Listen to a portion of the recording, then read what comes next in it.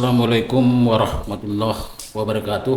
Waalaikumsalam warahmatullahi wabarakatuh. Selamat sore, selamat bertemu kembali dengan podcast kesayangan kita bersama Nasi Umat Channel Majelis Wilayah Kahmi Sumatera Utara. Kali ini kita merasa terhormat bisa menghadirkan narasumber kita, yaitu Profesor Dr.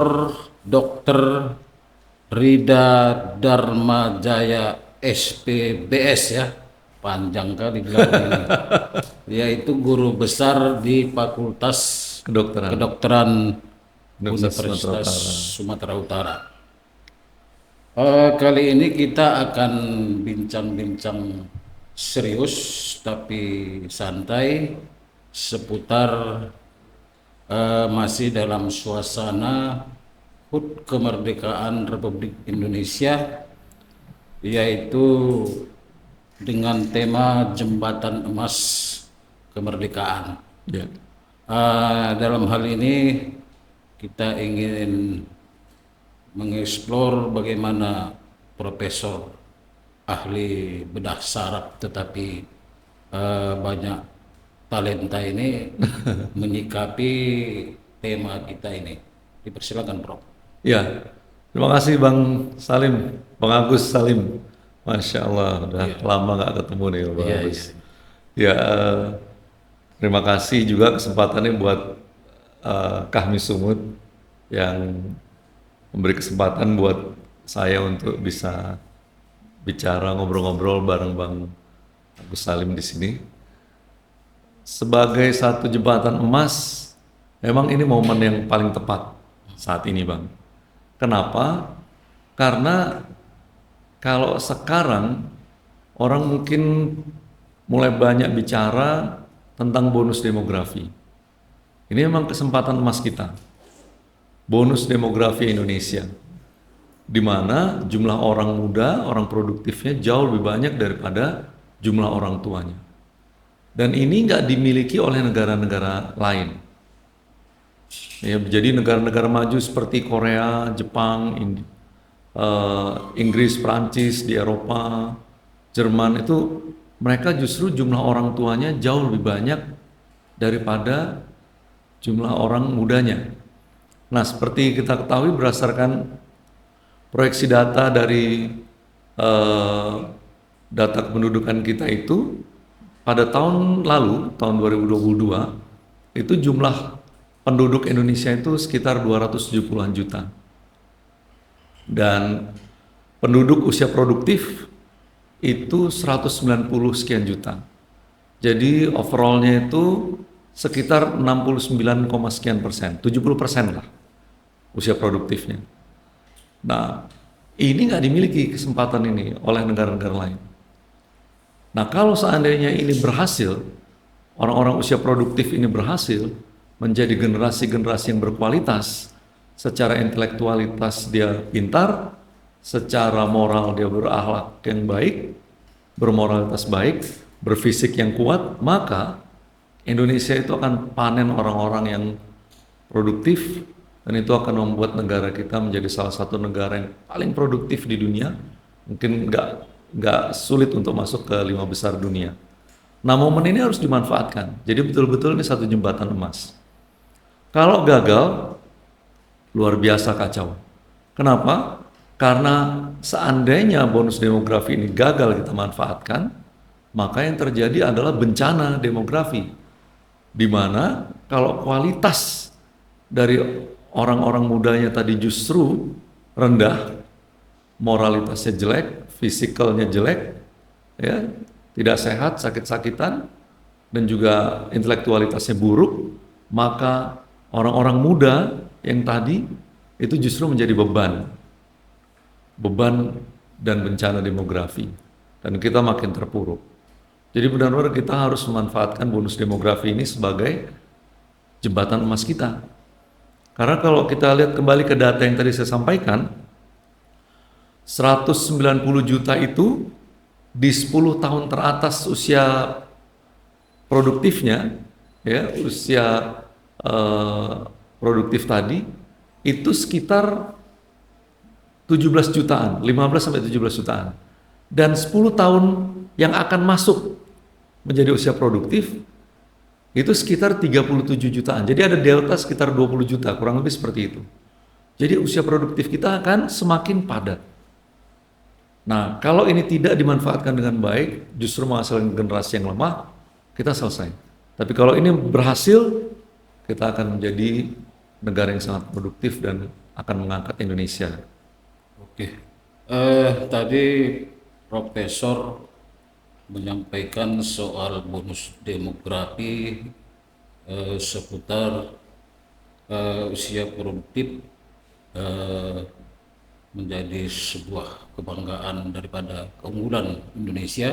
Ya, Tetapi kalau kita melihat di dalam fakta di tengah masyarakat, justru kita juga merasa prihatin kalangan generasi muda kita sekarang, misalnya belakangan ini banyak yang disebut terlibat begal, kemudian sehari-hari justru yang mereka lakukan lebih banyak misalnya nongkrong di kafe-kafe bermain gadget. Nah, ini gimana nih supaya tradisi ini bisa ditinggalkan sehingga bisa produktif? iya Bang. Jadi bagus, memang itu satu hal yang miris ya buat kita ya. Eh, Generasi muda kita itu seperti kehilangan harapan. Saya pernah mendengar melihat juga, nonton di satu podcast yang cukup eh, representatif, dan orang yang datang itu orang muda yang tadinya diperkirakan sangat-sangat aktif dan dia seorang yang berpendidikan baik, tamatan dari universitas yang terbaik, salah satu universitas negeri terbaik di Indonesia, ya. Waktu itu di satu podcast yang cukup baik dan ditanyakan tentang itu. Dan sungguh luar biasa jawabannya itu membuat kita juga, saya yang dengar juga, loh, masa mereka nggak percaya dengan Indonesia Emas 2045. Jadi dia sampaikan, seems like in a sinking ship. Jadi seperti kita ini seperti berada di kapal yang mau karam. Dia bilang seperti itu. Even I can't see the seashore. Jadi bahkan saya nggak bisa lihat tepi laut itu dari kapal saya. Jadi artinya kalau dia kapalnya mulai nungkik ke bawah kan, jadi pandangan itu nggak bisa lihat ke depan kan. Jadi dia nggak bisa lihat lagi tepi pantai itu. Saya surprise juga karena tadinya saya berpikir anak muda yang diwawancara ini orangnya kemungkinan pasti optimis karena dia lulusan dari satu universitas yang terbaik di Indonesia, salah satu yang terbaik di Indonesia, dan dia juga produktif, dia juga seniman, menghasilkan lagu-lagu yang dari sisi tidak mengikuti arus lah lagu-lagunya itu. Jadi saya pikir seperti orang yang harusnya optimis, tapi itulah yang terjadi, dia nggak percaya. Siapa bilang Indonesia emas? Nah, saya lihat apa masalahnya. Memang kita memang perlu melihat lebih banyak contoh keteladanan. Maksud saya gini Bang, kita hidup saat ini di era materialis. Ya, materialis. Nah, orang apa-apa dinilai dari sisi materi. Tapi siapa sebenarnya the father of materialism country? Mungkin kita bisa bilang Amerika, ya, the father of materialism country. Nah sekarang coba kita lihat bagaimana orang remaja-remaja atau anak muda Amerika melihat masa depannya. Jadi pasti dia melihat kalau materialisme yang jadi tujuannya, ya, maka kekayaan adalah tanda keberhasilan. Nah kalau begitu mereka pasti ngelihat siapa 10 atau 100 top 10 atau top 100 richest person in the country. 10 orang atau 100 orang terkaya di negara itu. Nah, mungkin di situ ada Bill Gates, ada Zuckerberg, ya, ada Bezos yang punya Amazon, Jeff Bezos. Nah, maka generasi muda Amerika itu akan melihat bahwa, oh, aku harus memiliki pendidikan, memiliki keilmuan, dan memiliki ide yang cemerlang. Dan kalau aku bekerja keras dengan ide yang bisa kuwujudkan, maka aku akan berhasil. Nah, itulah yang ada di benak mereka, orang-orang muda Amerika. Nah, coba sekarang kita balik. Kita sekarang nih di era materialism di Indonesia, siapa yang top 10 atau top 100 richest person di Indonesia? Apakah orang-orang yang biasa-biasa kemudian bekerja keras, memiliki ide yang cemerlang, menjalankan idenya tadi dengan bekerja keras dan berhasil, atau ada dalam tanda petik tertentu baru bisa berhasil? Nah, itu yang membuat kadang generasi kita tuh mikir, loh, kalau ini dia harus jadi seperti itu, waduh, nggak semua orang dong punya kesempatan yang sama. Nah, itu yang kadang-kadang kita harus ubah kepada anak-anak muda kita itu. Bagaimana meritokrasi misalnya di Indonesia, bahwa kita menghargai orang itu secara apa yang memang dikerjakannya. Jadi hal-hal seperti meritokrasi, benar-benar prinsip-prinsip keadilan lebih kita terapkan, dan kita menjadi contoh teladan yang baik buat mereka. Sehingga mereka akan melihat, oh benar ya, kalau aku bekerja keras, aku punya ide yang cemerlang, aku akan berhasil.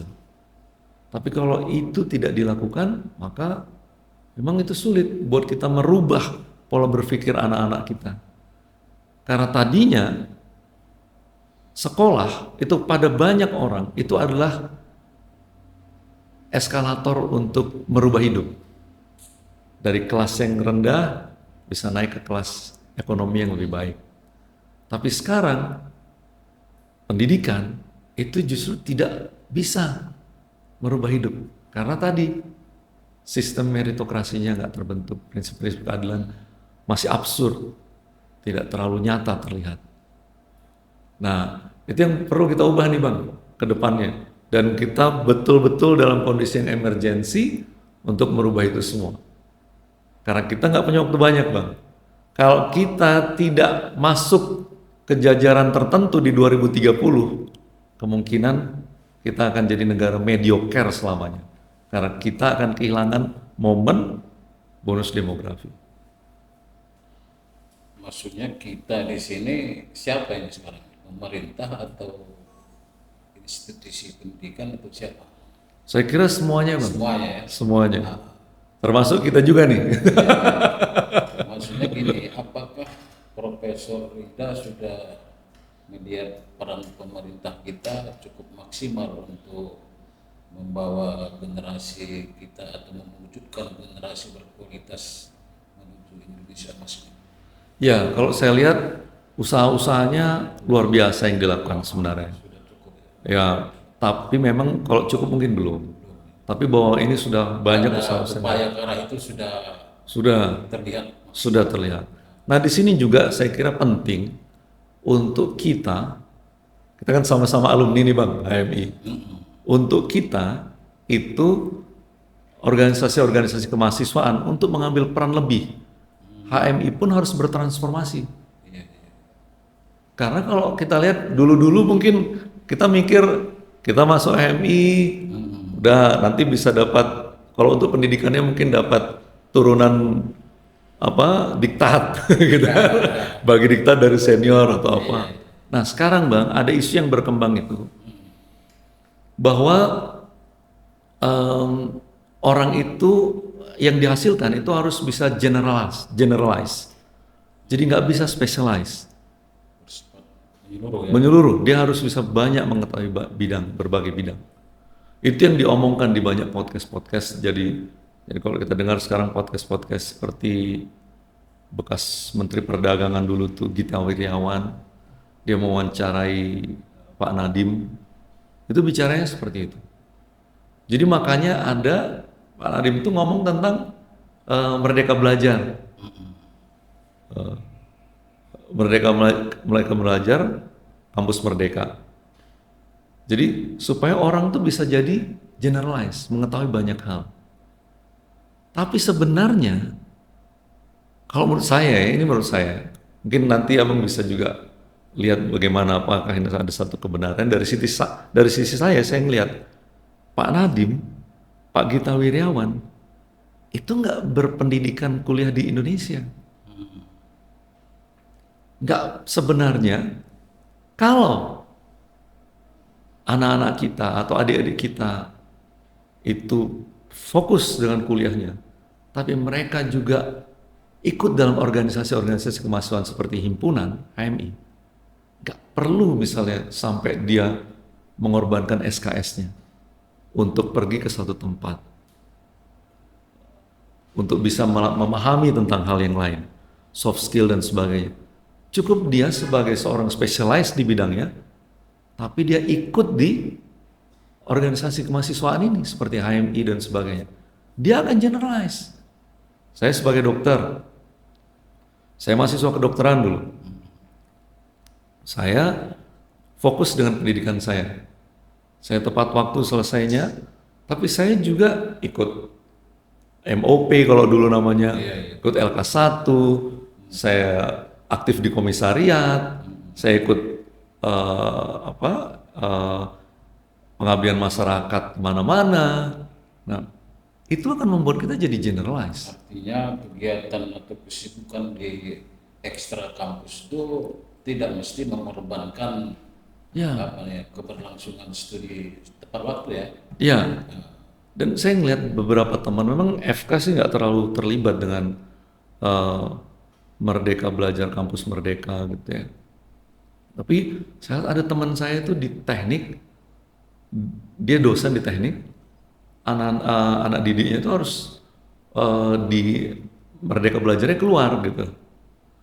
Padahal ada satu yang ditukarkan gitu menjadi SKS-nya.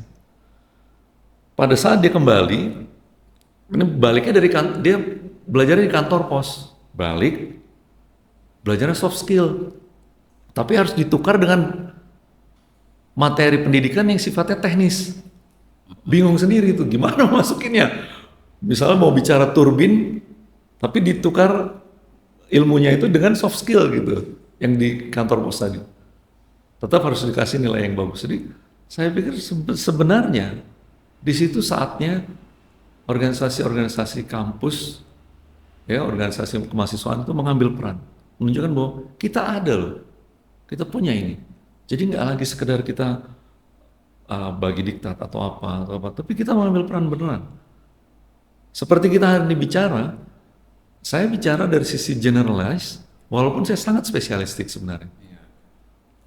Nah, saya dokter bedah saraf, subspesialisnya tumor otak.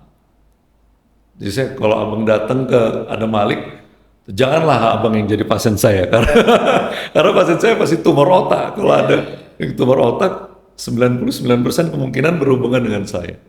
Tapi kita bicara banyak hal hari ini.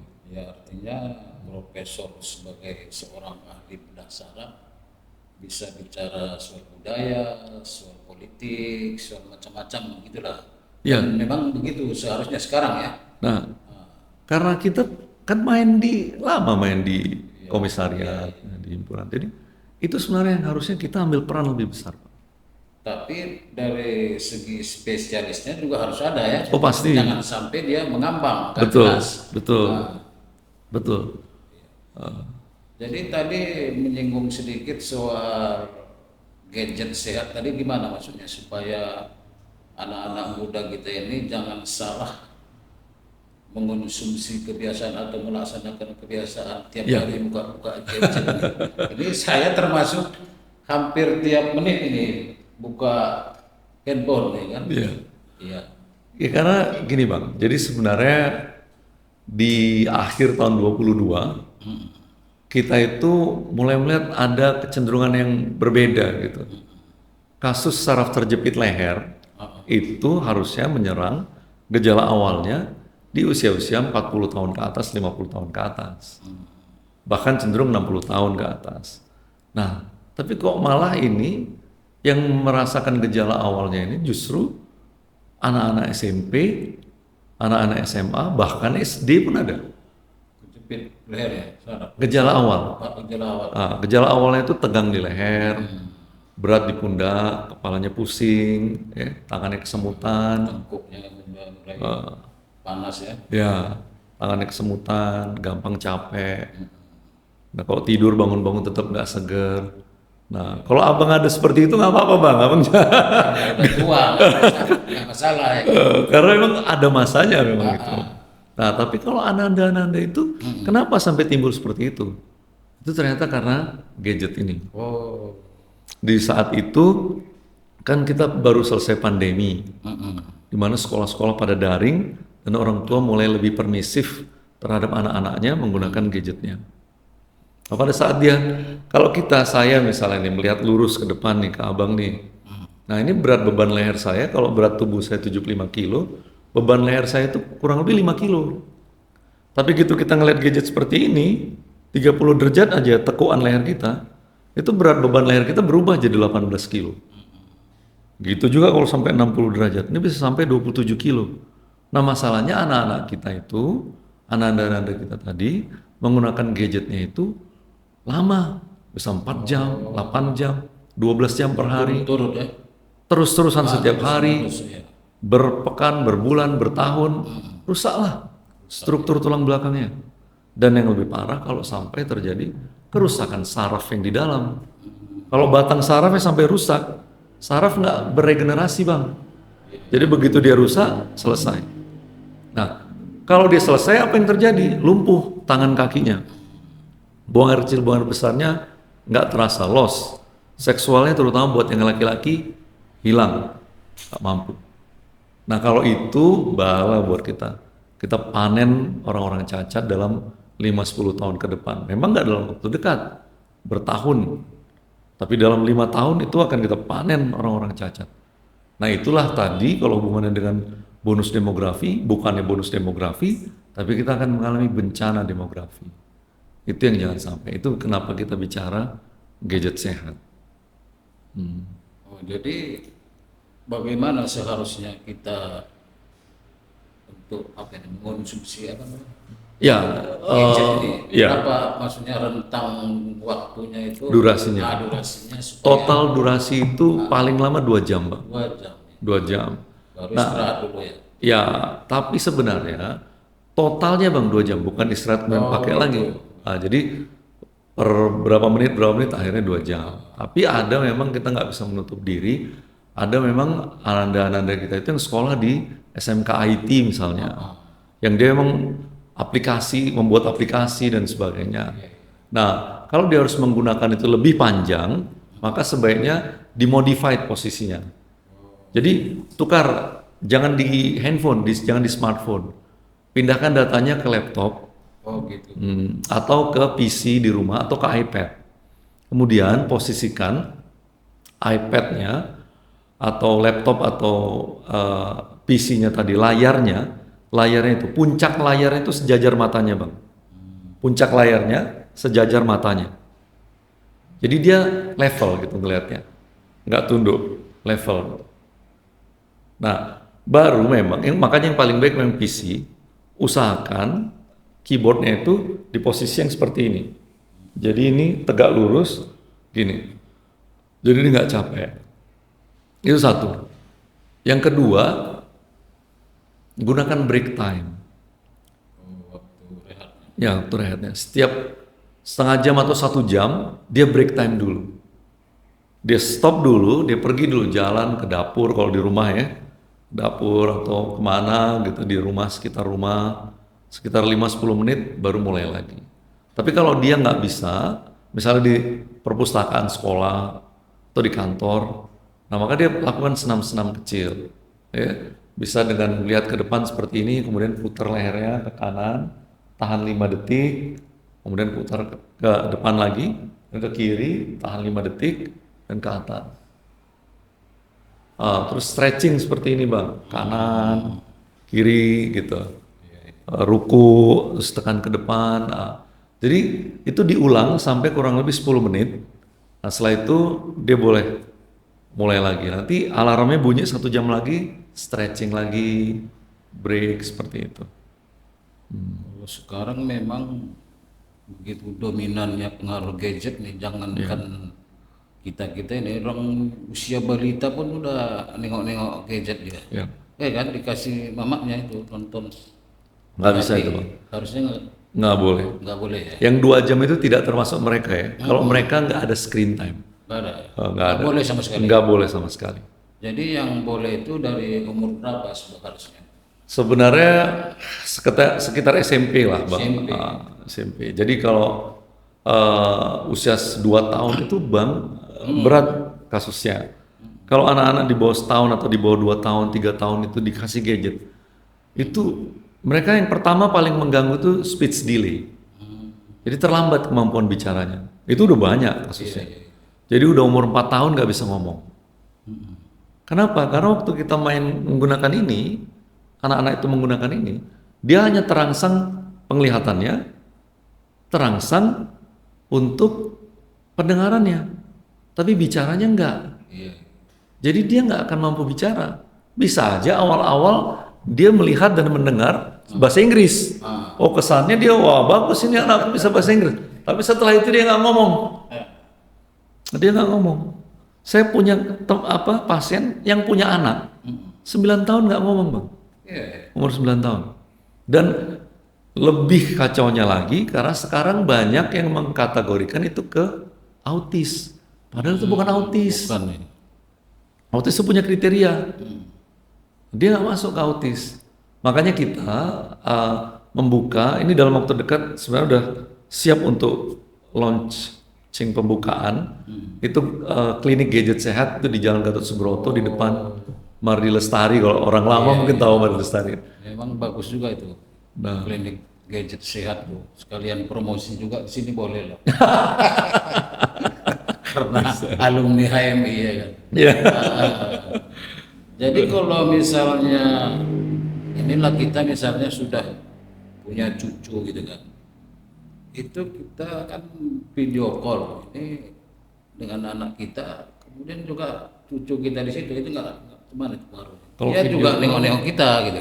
Kalau video call saya kira nggak masalah. masalah. Kan berapa lama lah gitu. Yang penting dia jangan menggunakan itu ya. Ya karena Yang balita itu tadi. ya karena gini Bang, sebenarnya kalau kita masuk lebih dalam media sosial ini kan bisnis.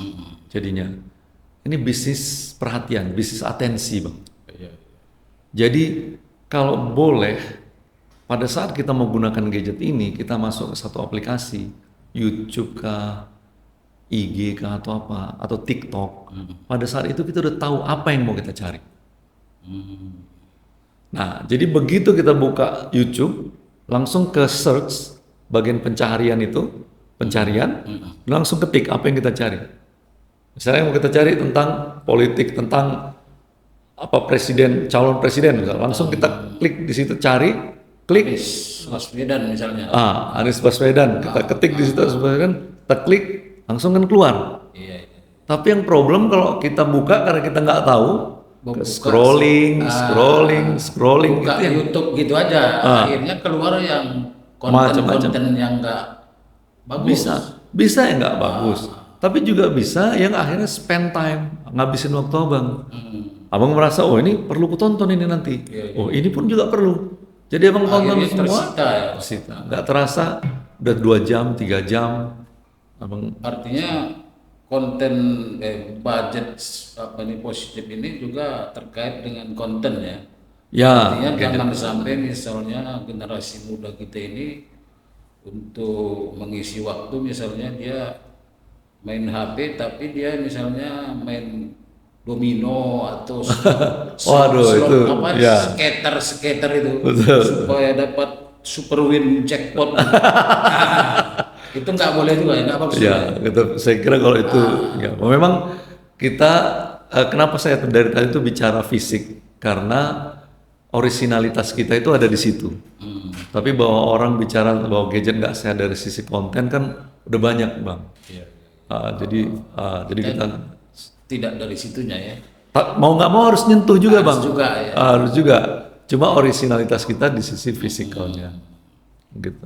Oke, terakhir ini kan Profesor Rida Dharmajaya ini dalam usia yang relatif muda kan sudah sukses meraih gelar guru besar ya. Masya Allah.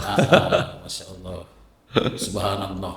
Nah, ini gimana ini supaya ini juga bisa menjadi semacam pelajaran dari generasi muda kita, apa namanya itu runtutnya itu gimana supaya bisa secepat itu ya maksudnya dari S1, Betul. S2, S3, profesor, nggak sampai 50 tahun ya kan. Iya, iya, Nah, iya. itu apa yang dilakukan sehingga bisa semuanya seolah-olah mulus gitu, mulus tepat waktu dia. Sementara profesor juga aktif di HMI kan begitu. Nah, ini di penegasan kembali tadi sebetulnya udah disinggung. Iya, iya. Nah, Jadi sebenarnya kalau saya lihat, eh, pertama memang kuncinya itu ada di eh, bagaimana kita segala sesuatunya itu pertama mungkin kita harus punya goal, Bang. Punya target-target. Dan itu saya sih sebenarnya merasa eh, Allah bimbing aja nih, Allah bantu aja. Karena diciptakan sepertinya kondisi-kondisi di mana saya harus segera menyelesaikan target-target saya gitu. Jadi apalagi pendidikan saya tuh panjang karena dokter sendiri 12 semester untuk jadi dokter ya. Kemudian pendidikan berdasar saya nggak langsung pendidikan berdasar, Bang. Saya masih ikut program lama yang harus tugas ke daerah. 3 tahun waktu itu tugas ke daerah. Setelah itu saya mengambil spesialis yang masih bisa dipersamakan dengan S2. Orang lain S2 mungkin 2 tahun, 3 tahun. Spesialis saya itu termasuk yang paling lama, Bang. iya. Karena spesialis bedah saraf itu 11 semester, 5,5 tahun gitu. Jadi yang paling lama. Dari kalau kita lihat kebidanan kandungan tuh bisa 4 tahun bisa selesai. Kita 5,5 tahun itu programnya seperti itu.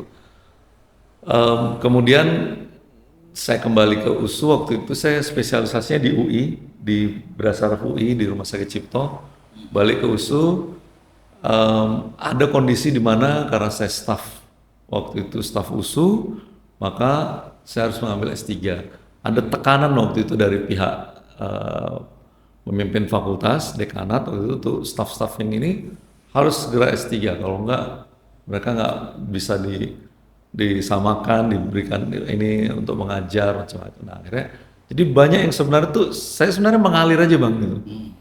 Cuma memang setiap saya masuk ke satu kondisi, misalnya mau masuk fakultas kedokteran, maka targetnya harus cepat untuk diselesaikan.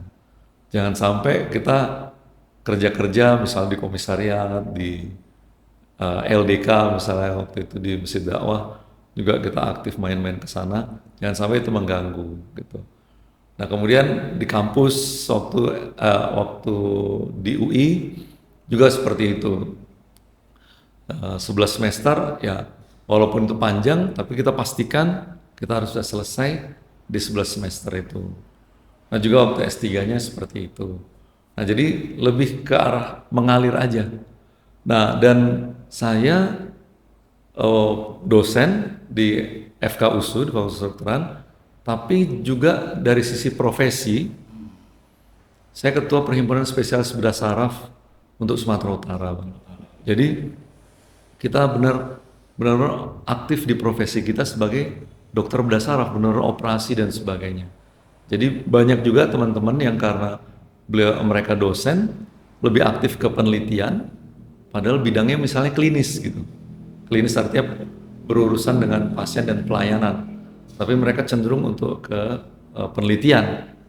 Nah justru yang banyak yang jadi profesor nih cepat, tapi saya justru tidak di situ gitu. Saya aktifnya justru di pelayanan. Jadi saya lebih aktif misalnya di kesehariannya juga di Adamalik. Jadi penelitian-penelitian kita ada tapi sifatnya klinisi. Bukan penelitian-penelitian yang misalnya lebih cenderung ke apa hal-hal yang detail ke sel dan sebagainya. Tapi ke pasien ke apa gitu. Nah jadi sebenarnya tidak ada hal yang khusus yang saya lakukan yang membuat itu bisa terjadi. Tapi ini satu yang mengalir aja. Cuma setiap ada sesuatu kita pasti set target. Set target seperti apa dan Allah kasih jalan, Allah kasih ini. Oke, Pak Profesor Rida. Jadi dari paparan beliau tadi kita bisa sangat banyak memetik pelajaran, misalnya soal pentingnya seseorang menjadi generalis tetapi juga harus tetap sebagai seorang spesialis, dan untuk menuju jembatan emas Indonesia 2035 ya, 2045. 2045 kita juga sangat memerlukan generasi berkualitas yang bisa menggunakan gadget sehat ya. Nah, dan dari beliau kita juga bisa memetik pelajaran bahwa keaktifan seseorang di organisasi ekstra kampus tidak harus menghalanginya atau menjadi hambatan untuk bisa menyelesaikan studi dengan tepat waktu, dan terbukti Profesor Rida sudah bisa meraih gelar guru besar pada usia yang relatif sangat muda, yaitu usia 46 tahun Pak ya. Ya. Ya, saya kira demikianlah bincang-bincang menarik saya Agus Salim Ujung dengan Profesor Rida Atmajaya. Semoga ada manfaatnya. Billahi taufik wal hidayah. Assalamualaikum warahmatullahi wabarakatuh. Waalaikumsalam. Salam Yakuza. Sampai Yakin usaha sampai. Masya Allah.